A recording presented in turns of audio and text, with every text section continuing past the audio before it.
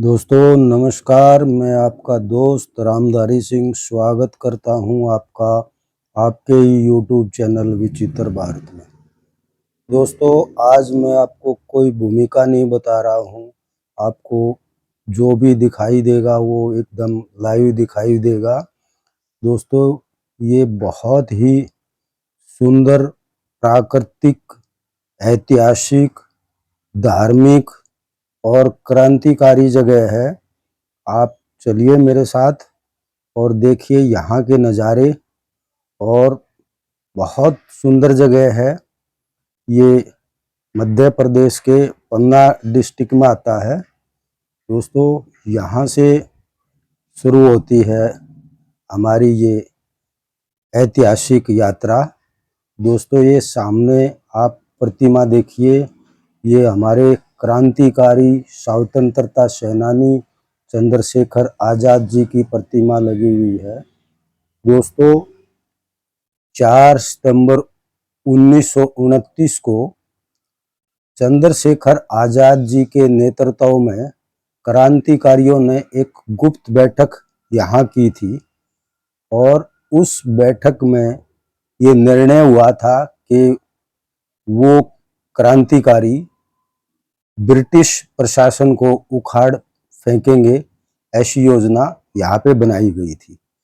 दोस्तों यहाँ पर वनवास काल में पांडव भी यहाँ आकर रहे हैं, ऐसी मान्यता है। इसलिए इस जगह का नाम पांडव फाल है। और यहाँ पर पांडव जिन गुफाओं में रहे थे वो गुफाएं भी हैं, वो मैं आपको आगे चलकर दिखाऊंगा। और उन गुफाओं को पांडव गुफा कहा जाता है। दोस्तों ये देखिए मेरी तरह और भी बहुत से लोग यहाँ आए हुए हैं देखने के लिए। मुझे बताया गया है कि यहाँ पर एक प्राकृतिक झरना है और बहुत सुंदर प्रकृति है, पहाड़ हैं और बहुत कुछ है हमें देखने के लिए। यहाँ पर 300 सीढ़ी बताई जा रही है। तो अब हम धीरे धीरे उतरते हुए इन प्राकृतिक दृश्यों का नज़ारा लेते हुए नीचे की तरफ चलेंगे। ये देखिए यहाँ पर सुंदर व्यवस्था की गई है और इसको देखभाल के लिए यहाँ पर सुरक्षाकर्मी वन विभाग ने लगाए हुए हैं। ये आसपास के नज़ारे मैं आपको दिखा रहा हूँ। और ये झरना जो आप देख रहे हैं नीचे, ये झरना यहाँ के पहाड़ों से गिरते हुए पानी से अपने आप निर्मित होता है, ये किसी ने बनाया नहीं है। और ये यहाँ के पहाड़ और पहाड़ों पे पत्थरों पर दिशा निर्देश दिए गए हैं कि पहाड़ों पर सीढ़ियों पे चढ़ना मना है। तो ऐसे दृश्य, ये देखिए पहाड़ भी कुछ अलग तरह का पहाड़ है, ऐसा पहाड़ शायद आपने कभी देखा हो।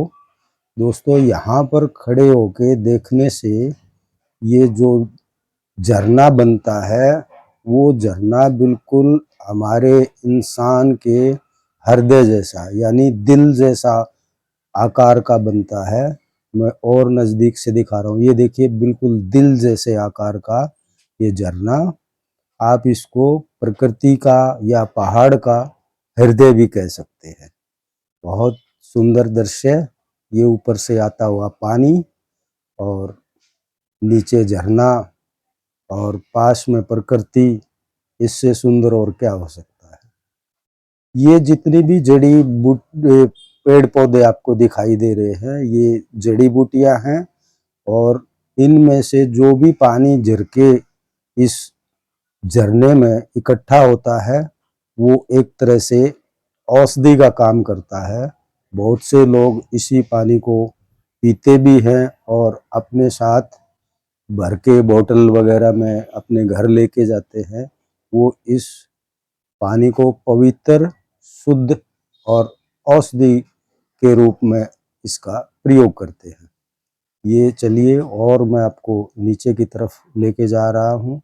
देखिए बिल्कुल पहाड़ अलग ही तरह का पहाड़ है और पहाड़ से झरता हुआ पानी आप देख रहे हैं और यहाँ पर सुंदर व्यवस्था है। हाँ, पहाड़ के झरने से यहाँ पर रास्ता थोड़ा गीला है तो हमें संभल संभल के चलना होगा। अक्सर पहाड़ों में हमने देखा है कि पहाड़ हर मौसम में गिरते रहते हैं, तो हर जगह ऐसी हमें सावधानी बरतनी चाहिए ताकि हम गिरने से बच सकें।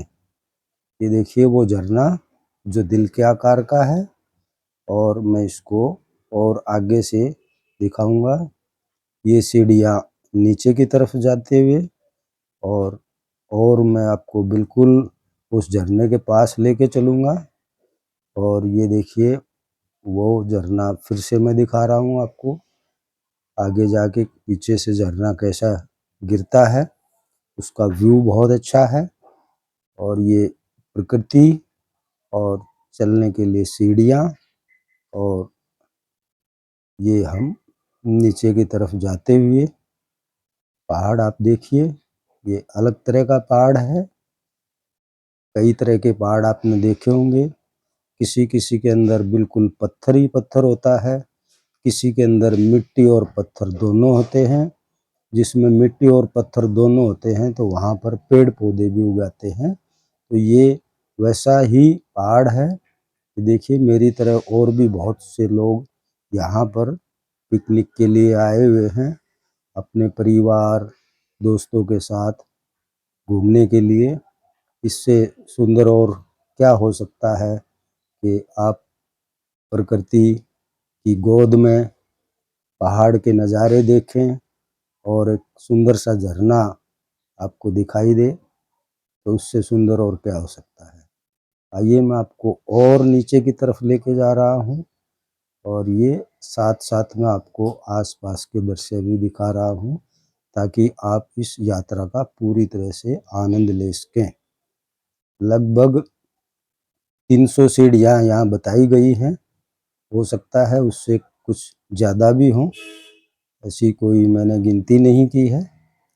और साथ साथ में ये चलने के लिए बैरिगेटर सहारे के लिए ये सीढ़ियाँ पाइप की सीढ़ियों के साथ साथ में पाइप लगाया हुआ है ताकि आप आसानी से इसका सहारा लेते हुए नीचे उतर सकें और आपको फिसलने से ये पाइपलाइन बचाती है।